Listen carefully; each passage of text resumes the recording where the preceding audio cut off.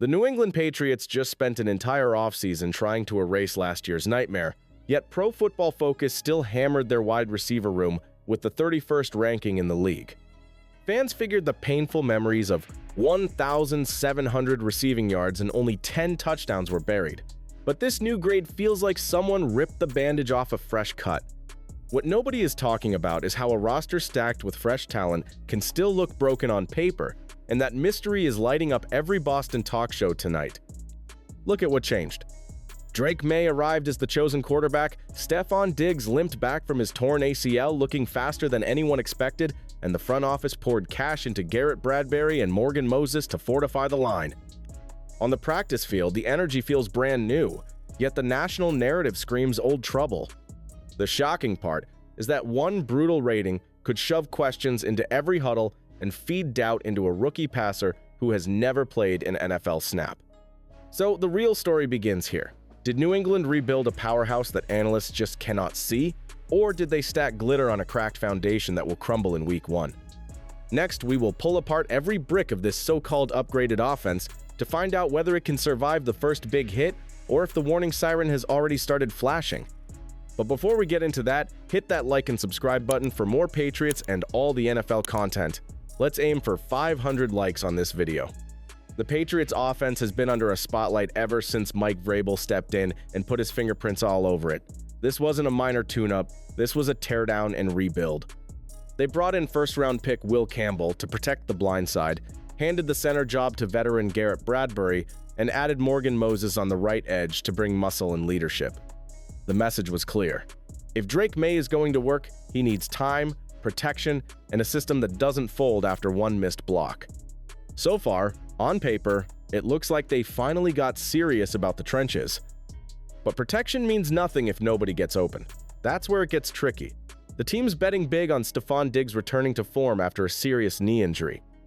And they're gambling on rookie Kyle Williams stepping into an NFL WR2 role without hesitation. Drake Maye isn't just another rookie quarterback. He's the centerpiece of a full-blown rebuild, expected to lead a team still figuring out who they are. The Patriots didn't draft him third overall to sit and learn. They gave him the keys, surrounded him with a reshuffled offense, and told him to steer the ship out of stormy waters. And while the talent is undeniable, the pressure on his shoulders is unlike anything New England has seen since Tom Brady left. He's got the arm, he's got the instincts, but what's still missing is proof he can survive the NFL chaos week after week. The concern isn't just about scheme or mechanics, it's about his instincts under pressure. He still takes hits he shouldn't. He holds the ball too long at times. And if the receivers aren't separating, he'll have no choice but to create magic with his legs. That's where the risk comes in. One mistimed scramble or one missed block could derail everything. The offensive line is better, but they can't protect him from every bad decision. That's why the supporting cast becomes so critical now. The next question isn't whether Maye has talent, it's whether his wide receivers are good enough to keep that talent alive. And when you look closely at the names lining up next to him, the reality might be a lot more fragile than it looks. There's no sugarcoating it. Behind Stefon Diggs, the Patriots wide receiver room looks more like a depth chart from training camp than a playoff-ready lineup. Kyle Williams, a rookie with undeniable college production, is already being eyed as the WR2. Pop Douglas, entering year 2, has speed and shiftiness but isn't built to carry a full workload. After that, the questions pile up fast. Kendrick Bourne is coming off a torn ACL. Mac Hollins is a deep ball option who underwhelmed in Buffalo. Then there's Kayshon Boutte, Javon Baker, Jalen Polk, and a few others still fighting to stay on the radar. It gets even messier when you look at last year's performance. The Patriots finished dead last in total receiving yards with just 1,700 and only 10 touchdowns through the air.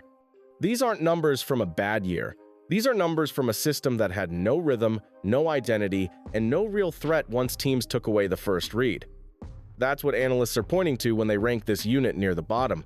It's not just about names, it's about production. And yet, one name is quietly changing that conversation. He didn't get drafted, he didn't make headlines in March, but his impact this offseason has shocked everyone watching. Next, we spotlight the one receiver turning heads and rewriting expectations inside the Patriots camp. Efton Chisholm wasn't supposed to be here. Undrafted out of Eastern Washington, most fans hadn't even heard his name until minicamp clips started going viral.